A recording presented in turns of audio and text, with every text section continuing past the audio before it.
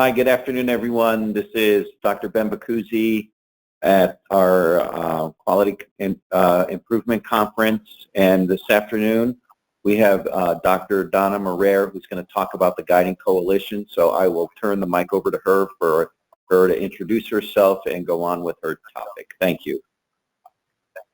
Hi, I'm Donna Morer. I've been a professor of psychology in the doctoral program in clinical psychology at Gallaudet University. I'm starting my 30th year there, and I'm the champion for Rosemary Bacuzzi, and so I'm going to be talking today, I guess, about the Guiding Coalition. And one of the things that I think is really interesting is I come from a background of liberal arts doctoral dissertations, and so this was a very new experience for me, transitioning from the format of the liberal arts to the dissertation within the business approach. And I've had to learn on the way. And I think one of the things that I think would be very helpful, they have a guide from a Master of Science program for project champions. And I do think that having a guide for champions for the doctoral dissertation would be helpful, because the process is very much different from what a lot of people who are not within the business system do. So I've been learning in bits and pieces, and having something I could sit down with and go through would be helpful for me. The other thing that I also would like to say is that I think that a manual for the dissertation that lays out the sequence, what the content should be, and everything would be very helpful, not only for the committee, but also for the person who's writing the dissertation. I know we have at Gallaudet, we have a dissertation handbook, and that's very helpful when I'm sharing a dissertation.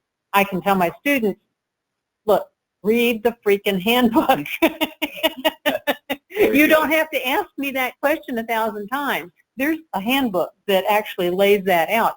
And if you're going to have champions who may not know how the dissertation is written and processed, then that's especially helpful, because at least at Gallaudet, I know what's supposed to go into that dissertation. Whereas for American Meridian, there's a whole different process. So I think that when you have outside people who are involved, I think having manuals and handbooks is extremely helpful. But let me now move over to what there is available here. Everybody has all of these papers. So I was going to look at the letter of engagement for the champion. So that's the one that says RE, the doctoral dissertation project for Ms. Sarah Carter. And I think it's really good to have something that lays everything out when you're trying to select a champion, someone who can guide things, because that way the person knows in advance what they're getting into. And I think that it can be, if you're not a part of a dissertation committee or guiding coalition and haven't done that in the past, it can be intimidating. So that having something that lays the project out is extremely helpful.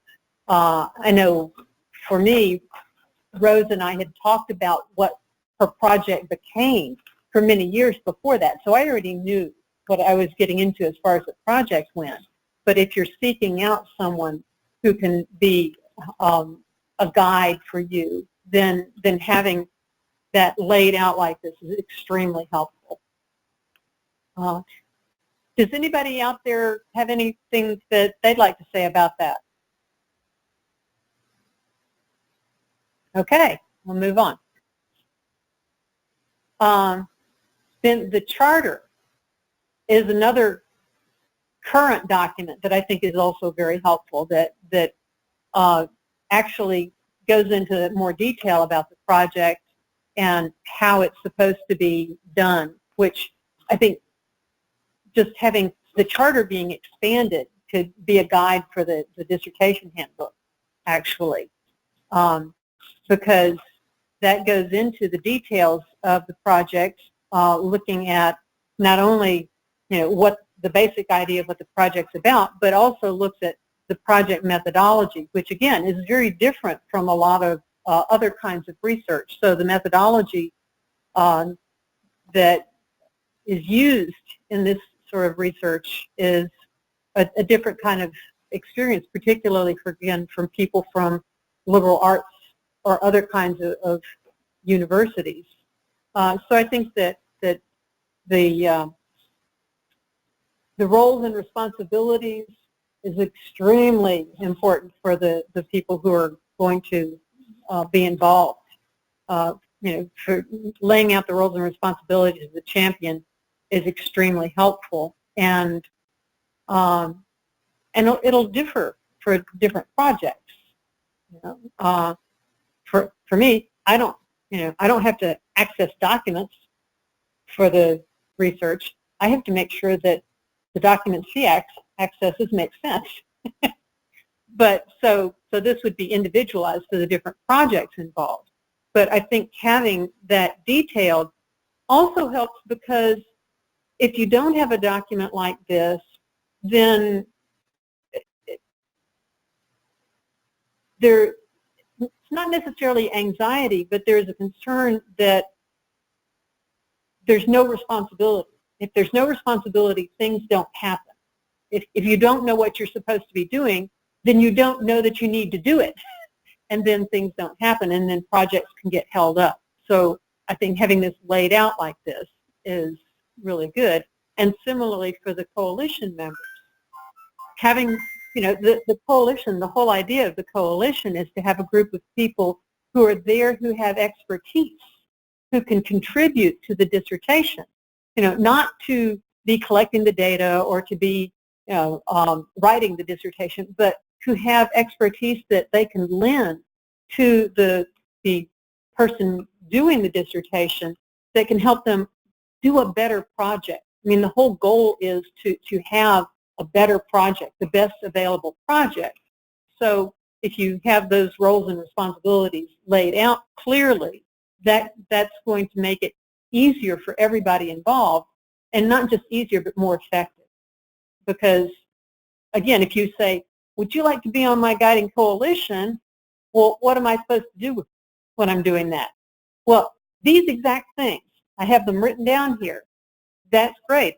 If you just ask someone if you want to, sure, I'll be on your guiding coalition, and 6 months later, they haven't done anything because they didn't know they were supposed to. And that's a big issue. So, and then, of course, you need to have the roles and responsibilities of the doctoral candidate laid out, because otherwise you have doctoral candidates who 2 years later haven't done anything. So I think this form, the charter is incredibly important. It's really important and helps everybody know what needs to be done so this project can be completed in a timely fashion and in a fashion that actually produces useful outcomes. So, does anybody else have comments or questions? Anyone on the line like to add, subtract? Multiply or divide? Are those metrics? This is Sarah Carter. I just want to know, where can I download the manual? Yeah, apparently that's getting worked on. The charter is already available, but the manual, not yet.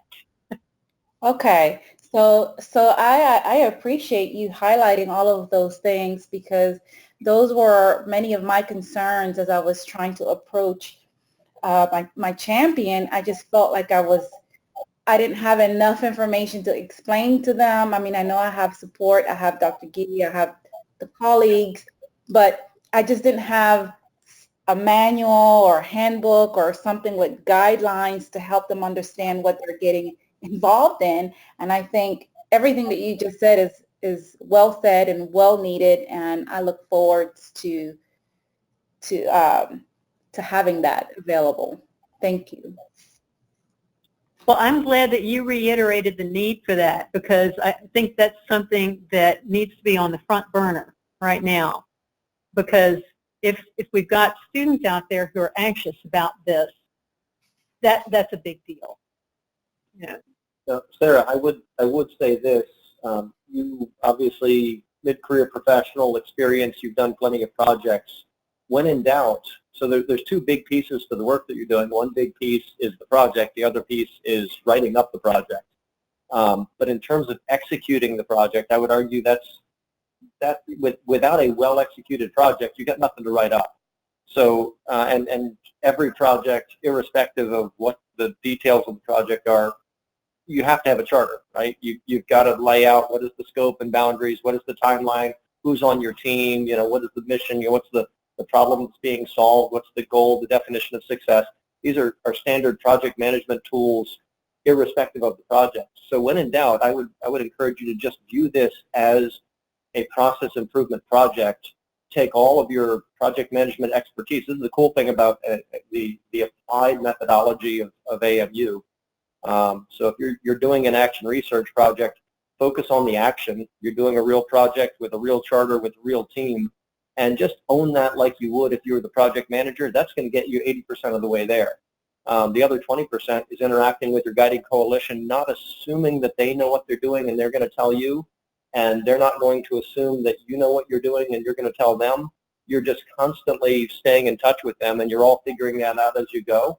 And that way you will make everybody successful, because everybody's been involved in coming up with the agree to be the right solution.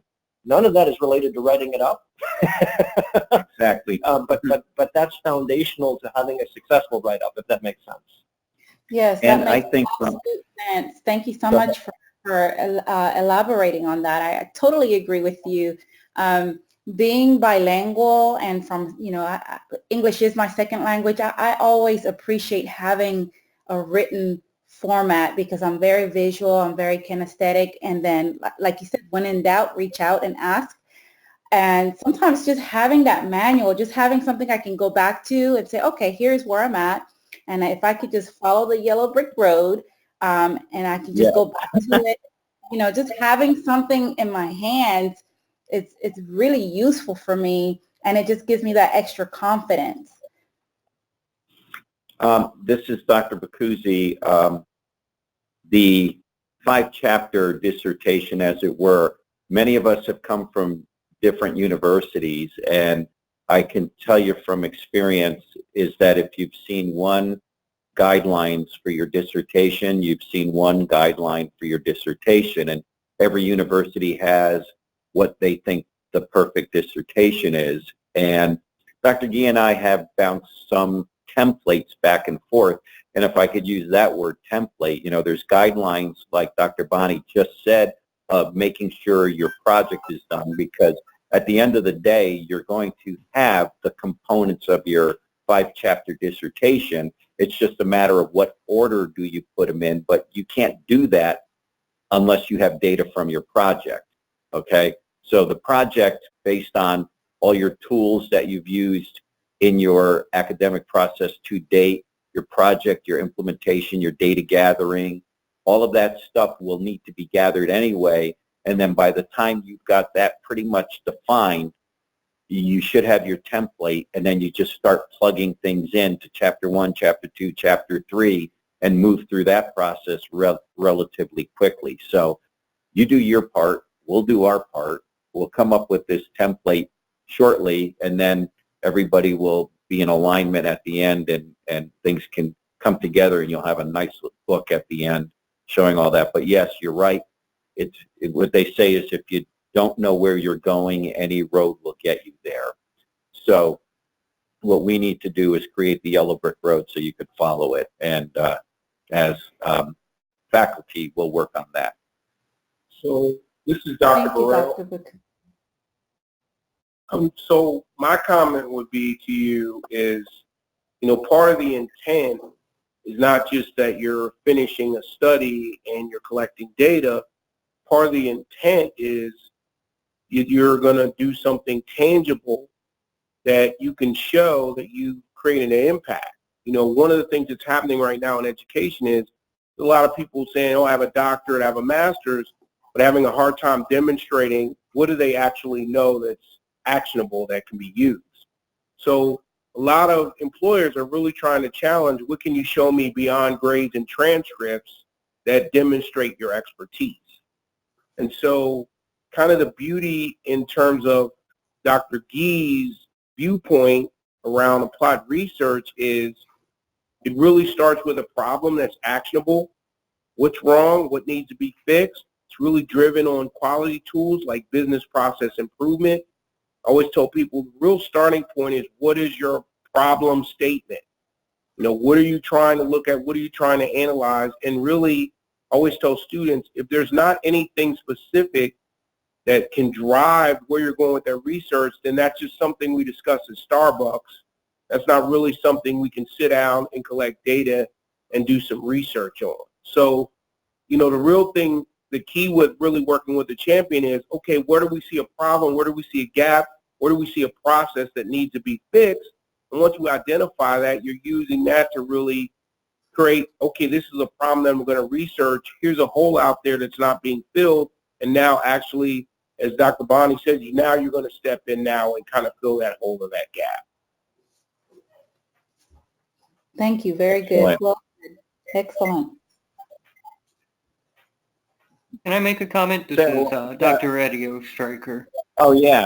Dr. Ostreicher's on the line. Thank you. And I have a question when Dr. Ostreicher's done. So go ahead, Dr. Ostreicher. Sure. You know, the whole thing about applied science and about the problem statement, like Scott has mentioned, is that, first of all, it is a scientific method.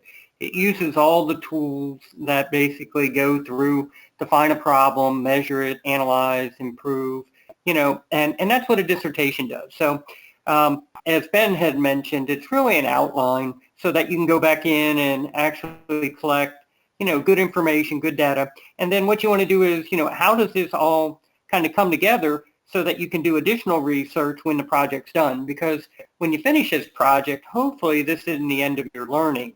So I want to say that we do have additional, you know, resources available. You know, we have postdoctorate degrees and, you know, other certificates that you may want to explore once you complete this particular phase of your, you know, your dissertation.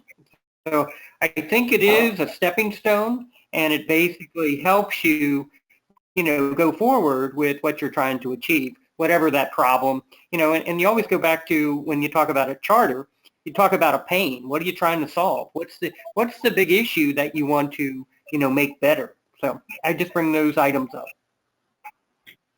Thank you, Dr. Ostreicher. Yeah, that's what Dr. Ostreicher says is really important. Sarah, what is your project or the problem that you're, you know, throwing this energy at? Do you have a elevator speech on that you could share with the team? I can have it. I'll have to go and get my notebook. You know, if I bumped into you going up an escalator and you said, oh, I'm getting my DBA, and I would say, so what's your project? You know, tell me about it. Well, I would begin to say that I am actually trying to improve a process that we currently are actively working on. Is in relation to a recent grant that we received from the Bloomberg Philanthropies.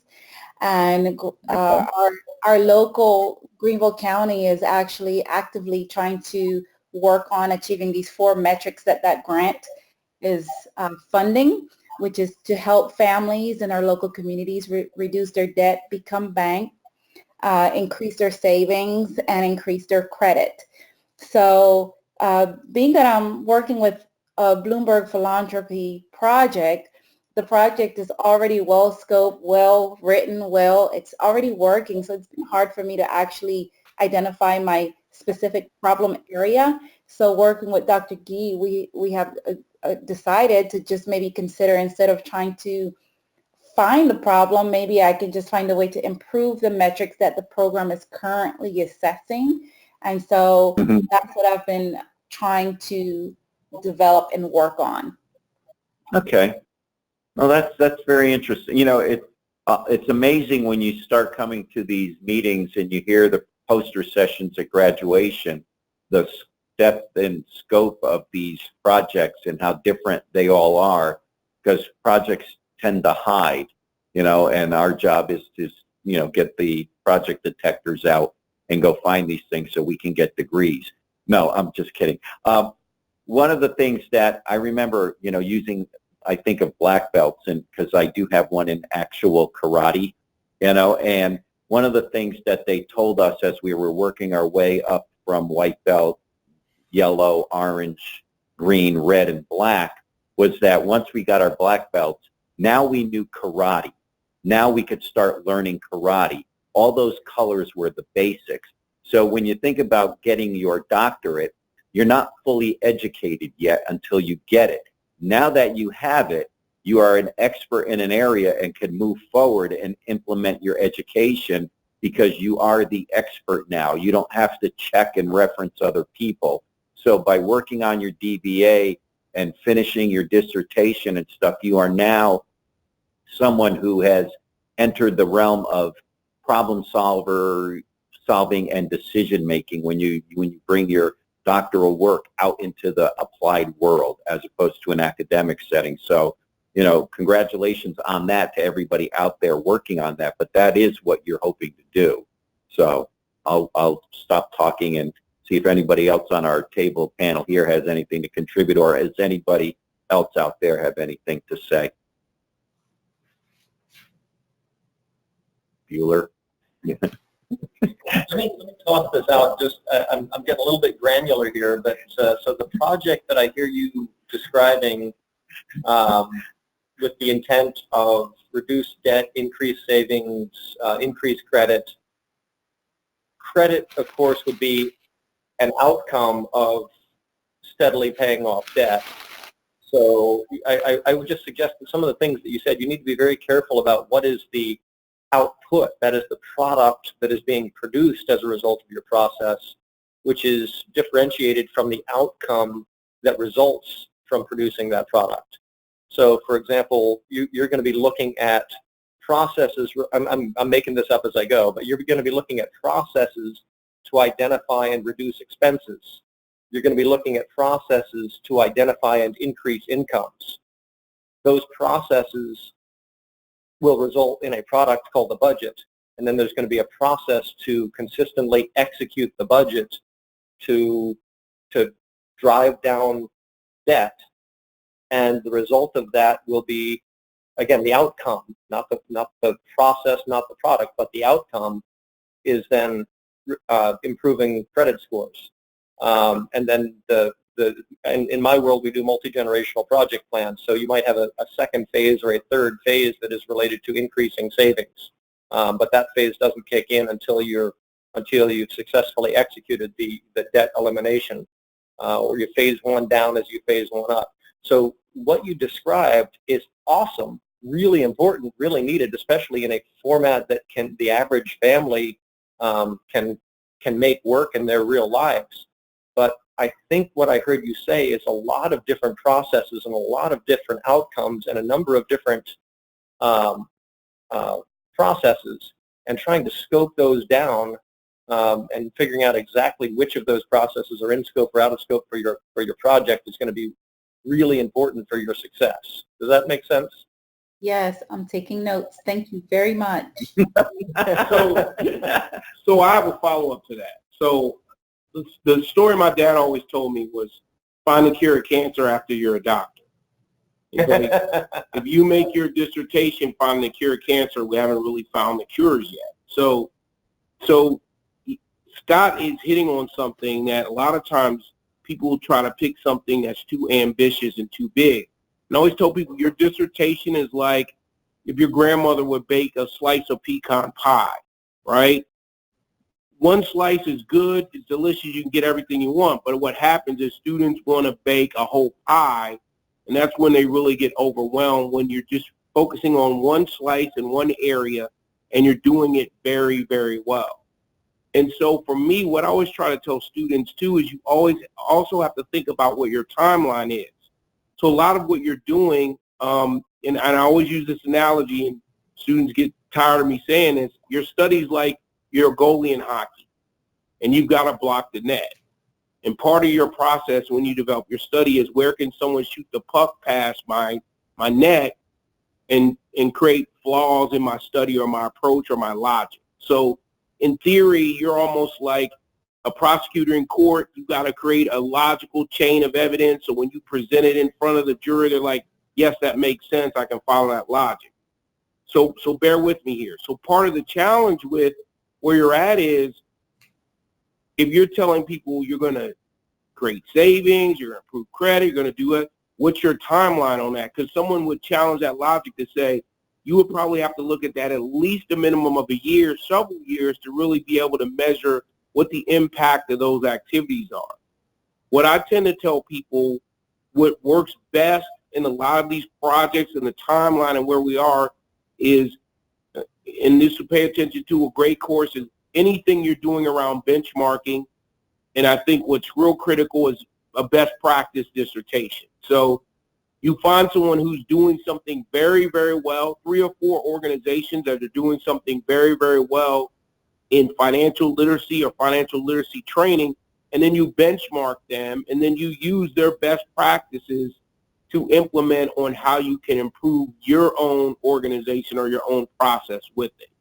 Now, I'm not your chair, but I'm just putting that out there as a thought for you to look at it, is to try to get your arms around it, because, you know, benchmarking is a tool that I think a lot of people on a doctoral level don't really use as a data collection approach and don't really value or understand it, but I think it's pretty critical out there.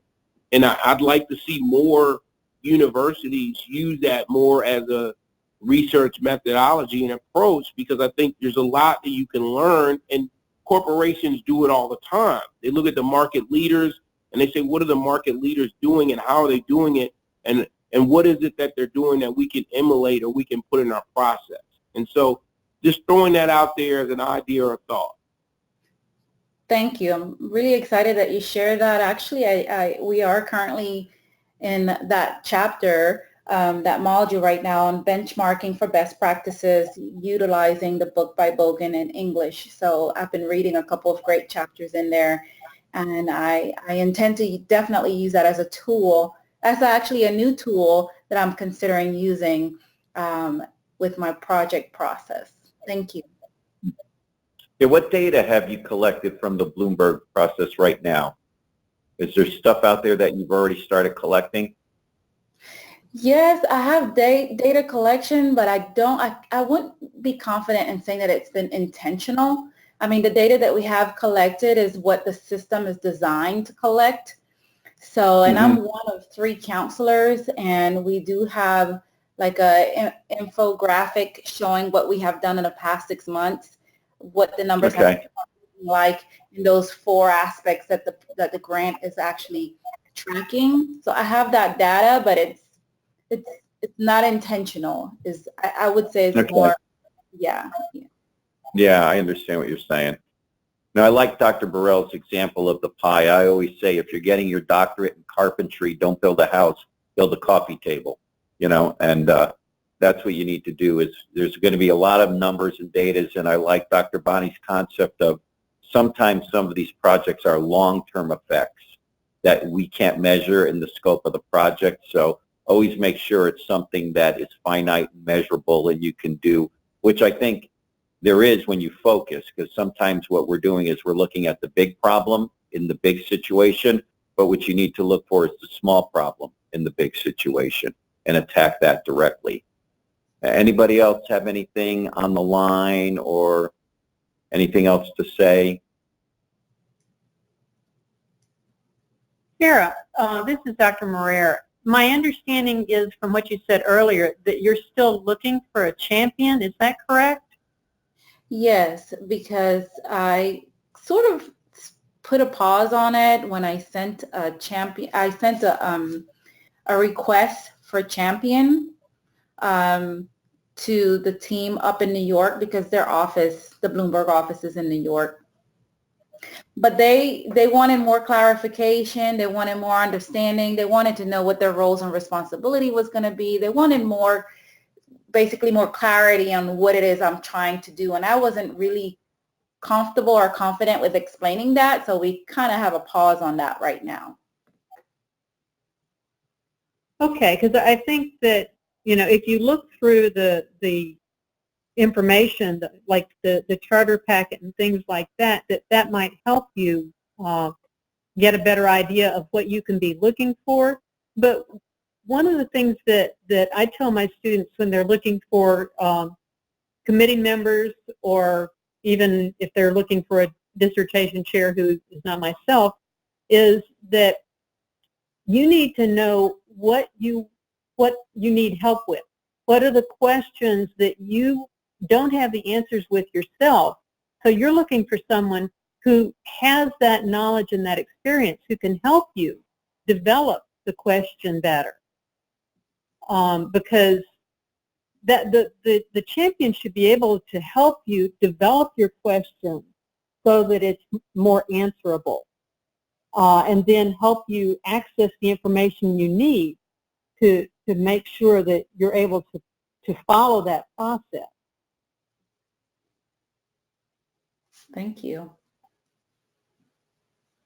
Yeah, is there specific metrics that you're being tasked with now, or that Bloomberg project has going on that you're gathering?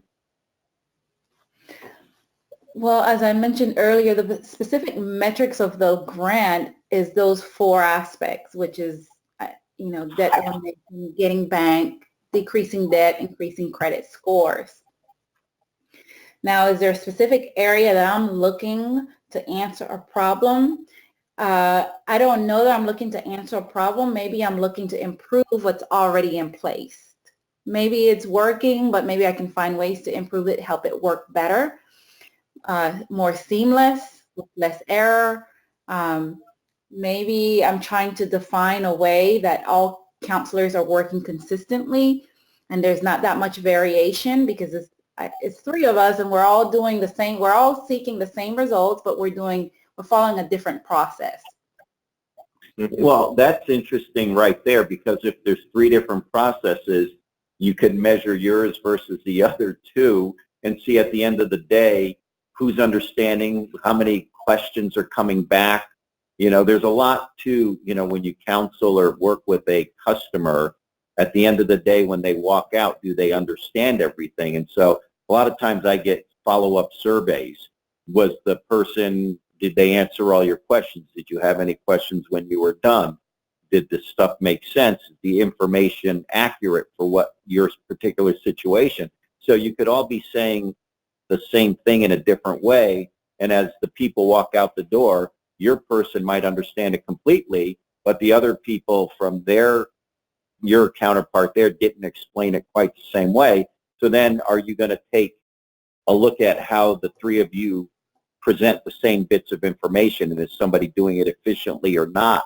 So when you do your job, how do you measure success at your job? You know, when you're working with that particular client with that particular debt, and then are all 3 of you seeing the same results over, say, the next 20 or 30 customers that come through? You know, and then look at you know, measure something at the end of 30 days after that, or something like that. Is it helping them do a budget, and then at 30 days, 28 of your 30 have budgets and only 10 or 12 of the other 30, their next 30 have budgets, because they were so confused that they didn't quite understand how to do it, because maybe they were using vocabulary they didn't understand, or there was a language barrier or something. And then you can go back and find, well, why did that happen?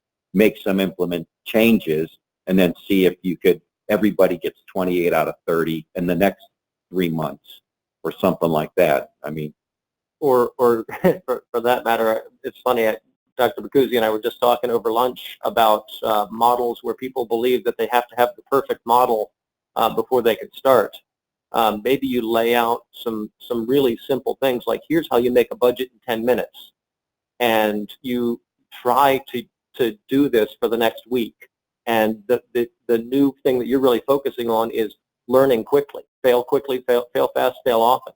At the end of the week, where have you failed, where are the gaps and why? And you do an analysis and you develop a new budget for the next week. and you go from a 50% to a 70% to a 90% to a 95% budget, boom, boom, boom, boom, because you have such rapid learning cycles over the course of the first month. And then you shift to the next phase of ensuring that you stick with that new budget, the updated budget for the next 30 days, and you quantify how that's, how that's impacting the single biggest debt that they're focusing paying down. And I mean, so there's so many ways to go, but I think I really like Dr. Burrell's comment about benchmarking. You don't have to go in and say, we're going to collect data on ourselves. You can go out to, I'm sure Bloomberg's got lots of data. I personally am a big Dave Ramsey fan. I promise you folks like Dave Ramsey have thousands, tens of thousands of data points, but they're not data scientists, they're financial wonks. So they might be willing to share some of their historical data of people who they've helped, and you can pour through that and see what models have worked. But anyway, there's so many ways to go, but keep it nice and tight, even if it's nothing more than helping people to execute a budget, because that is the single most important X in the formula, where the big Y, the big output you're focusing on, is paying down debt. All right, so just focus on rapid, successful development and execution of a budget. That's something you can get your teeth around. So I have a comment. And this is too where with dissertations, I tell students they always have to be careful. There's a lot of unwritten politics that no one wants to talk about. Like, I get nervous, when you're thinking about doing a process where you're comparing your work with others, where it could reflect that someone's not performing on a level that they need to perform on. And so you need to be careful about that. The other thing I always tell students you need to be careful about is when you're working within your own organization, on the surface, everyone says, yeah, improve this, fix that, fix that. A lot of times in order to fix that, it's almost like you got to put the mirror in front of your face so you can see how ugly you are before you can fix it. And what tends to happen sometimes is when that starts to come out, remember your document is going to be a publishable thing. I've had many, many students, when they try to get down the road, all of a sudden the general counsel or someone says, yeah, we don't want that published out there. Mm-hmm. And so I've had to have students, if you're hell-bent on that, I hope you have another job, because you could have some problems from that. So what I try to tell people, which might be an easy fix for you around the benchmarking thing, could be this. You could go out and identify, and this is where I told students, you need to do a little research now on your part. It's a little self-directed. You've got to go out there and do some research on what's going out there on financial literacy education. Who's the leaders? Who are the thought leaders in it? Who are the organizations that are doing well? What are the best training courses? Because as you start to absorb that information, it will help you provide clarity as to what are the gaps, or what are some things that I can leverage that already exist out there. So that's number one. Number two, one of the things I tell students that's real easy to do is, you could identify some aspects of financial literacy courses, or a lot of people have stuff that's free, and maybe you can implement it on 10 people, and you can do a pre-test and a post-test, and after you can measure the impact of what the financial literacy course did on that. And you can even do qualitative interviews with them to say, how do you think the course made you more savvy or have a better understanding of your financing and budgeting? That's something easy you can do. And again, I'm just trying to throw ideas out there that kind of avoid some landmines, but also allow you to do some things that are effective and have a good study and be able to bring value to your organization.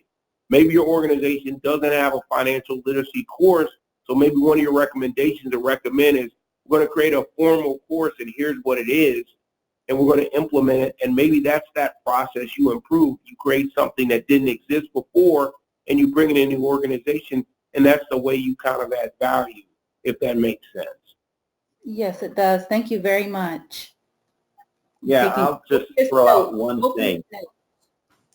I'll just say that, Dr. Burrell was talking about what's already out there. That's called the review of the literature, and that's chapter 2. So if you are just doing the parts you need to do in documenting, because you got to know what's already out there, and this is why you will be called doctor and be the expert, because you will have reviewed every way that financial literacy is taught and categorized. And your chapter 2 will be describing all of it that's out there.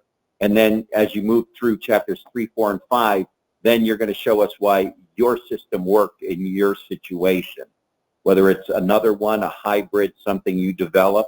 But your chapter 2 is just doing your background and finding out what's out there and going to those websites, printing them out, reading things, writing little summaries of the different types and the different companies and all this type, and when financial education began and who began it and all that stuff. Was it the little guy from the Monopoly game that, decided how financial education was going to be taught? So, those are just something, again, that's your chapter 2. So Chapter 2 sucks. Oh, I love chapter 2. That's my favorite part of dissertation. No, let me just make one other suggestion. When you're looking at all of the financial literacy programs that are out there, you know your population better than the people who developed all of those other financial literacy programs. Excellent point. So one thing that you might want to do is to look at how you can adapt current outside financial literacy programs that seem to be effective with other populations to make them effective with your population, because different populations have different abilities to understand different ways that we approach these things. So as you being the expert on your population, you can help to clarify for them. Maybe it's some of the vocabulary involved. Maybe it's how the examples that are used, things like that. You can actually adapt outside programs to your specific population, and that would be an awesome project. I love that. And the final point I always tell students, because God says he don't like chapter 2. Chapter 2 is difficult, but one of the things I try to tell students as a starting point is I tell students, start with TED Talks. Because TED Talks are really people on the cutting edge of what we're doing on a topic and a thing. And if you look at a couple of TED Talks might find something interesting to steer you in a direction in area of search, because I know right now if you go on a database or ProQuest and type in financial literacy, you're going to get 200,000 things are going to come up. Yeah. But you might find someone talking about an aspect of financial literacy in a TED Talk that you find value. And I tell people, in the evolution of scholarship, TED Talk is a peer-reviewed concept. You can't just say, I want to do a TED Talk.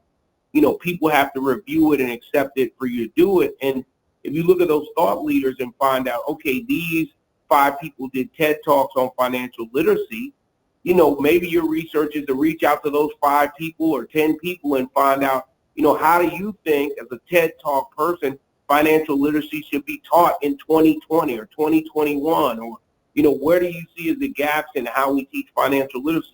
So there's so many different directions you can go, and one of the beauties of this type of program and the way it's set up is it's not linear and concrete and restrictive like a lot of other opportunities that are out there. You can really do some cutting edge stuff that if you do it well and you do it right, it can really establish you as a thought leader in terms of what you're doing and how you want to do it. Thank you. Okay, we have about 5 minutes left. Is there anything else that anybody wants to contribute? Yeah, well, actually, we need to talk just a little bit about the guiding coalition members and what all they do. So you've got the sample of with the title. Well, actually, no.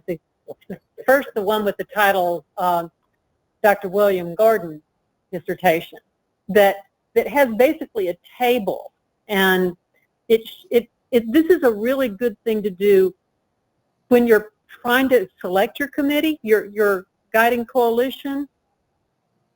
List out the kinds of things you need to know, because each member of that committee, as shown on this form, yeah, their credentials are important and all of that, but you need to know what you need from each of these people.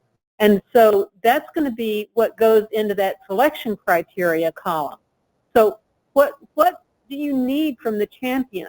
Do you need someone who is already in Bloomberg, or do you need someone who maybe has created a previous financial planning approach, training program?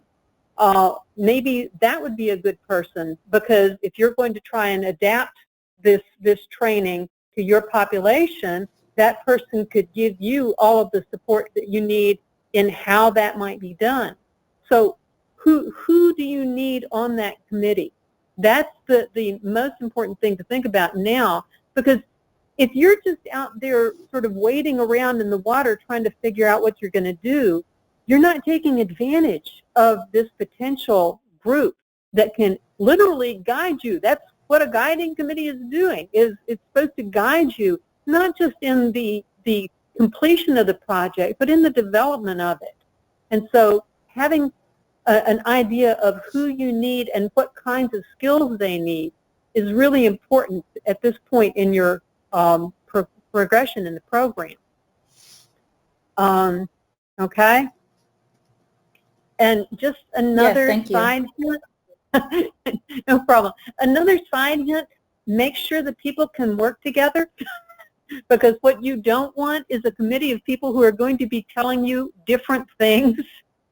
So as you're developing the committee, try to pick the champion first, because they're going to be the head of that, and make sure that the people that you select on down the line to be in that guiding committee will work well with your champion. Okay? That's something I tell all of my students. Okay, very good. Well, that should wrap it up. I don't think I have anything else. Dr. Ostreicher, do you have anything to conclude up with or summarize from our current discussion? Well, I'll say a few things. I totally agree with our last speaker that, it's really important to get a team that works together. It's just like building a team. In my own personal situation, I almost had two of the members go at it with fisticuffs because they couldn't agree on something. So you want to make sure that you have great people on the team. Secondarily, I do want to say that, AMU is moving forward. We have a lot in development right now. We're definitely moving in, in an overseas international perspective. We are definitely growing. So we want to thank everyone that's been a part of this committee today and this QI, this QI day. And I just want to say that, I'm very pleased and very honored to be with everyone at AMU. Thank you. Yeah, thank you, Dr. Ostreicher. So, and to sum up today, this morning started off with a really great presentation by Marguerite Youssef, who is a nurse in Lebanon, who did a process improvement project with preoperative time issues at her facility. And after spending a lot of her own time commuting very far to take the process improvement classes, implemented a process improvement project in her hospital that took 10 days to analyze, implement, complete, and operationalize, that not only improved patient flow through time, but also saved the facility money and wasted nursing staff time. And it was just amazing to hear her convey and articulate her project. So we WebExed with her from Lebanon, and on the phone we actually had people from South Africa and other places in the United States, which does show you the global community of AMU and AUST. In addition, we also discussed the 2020 conference that's going to be going on next year because it's 2020. And see, that's my PhD talking, because I'm an expert.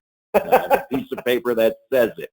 And although the logistics aren't final, those of us that were here really looked at what we can do to provide value to those that come up and show up for this program, to have things to be able to learn, obtain certifications, presentations, speakers, things like that. So when you show up for this thing, whether you fly in from overseas and spend a whole week here, or you can come in to the latter half of the week, that there's going to be value of coming in with who you are and leaving with a little bit more of who you are. And so that, again, AMU's goal is to add value to our educational processes. And then Dr. Moreira just presented the Guiding Coalition, and we spoke about one example about that. And so what I'd like to know is if there's any students out there who have anything to add in the next minute or two, just to conclude before we sign off and stop recording. Hello, students. Ms. Bacuzzi, do you have anything to say? I'm just very excited about the whole day. I've learned so much just by the modeling of Marguerite Youssef in Lebanon. Her project was inspiring to me, and I know I'm going to be using aspects of it for my dissertation. I really enjoyed looking at the conference ideas, because to bring some universality for the international program here in the U.S., right in the nation's capital. I think we're going to be having it, and that's exciting, and I want to be a part of that committee. And as well as Dr. Moreira addressing Champion and Guiding Coalition. I'm fortunate to have her as my champion, and she's very knowledgeable of processes, and I wish everybody this good luck, and hopefully that you will be on the other end of this and feel good about it. Thank you. Anyone else out there have anything to say? This is Sarah Carter. I'll just like to add to what Rosemary just mentioned. I also learned a lot today. I took a lot of notes, a lot of value information that was shared over this meeting by Dr. Bacuzzi, Dr. Burnell, Dr. Stryker, just everybody. I took a lot of great notes that are going to help me organize and continue to actually pick up my project again and give it that momentum that it needed again. But the biggest thing that I really would like to incorporate is a little bit of that benchmarking and just process improvement into what it is that I'm trying to compose my project around. I think the time was well spent. I was very impressed with everyone, the speakers, just impressed with the whole outline. I'm looking forward to doing this again. I hope it's not just once a year. I look forward to doing it a little bit more regular, because you just learn a lot, and it's an opportunity to hear from you guys. So I just want to thank you for your time and all of the input and all of the great feedback that you guys provided. Thank you so much. Great, and thank you. So we will end on that very positive note, because I don't think we could beat that. So thank you very much all. We'll see you at the next conference, either real or virtually. Thank you very much.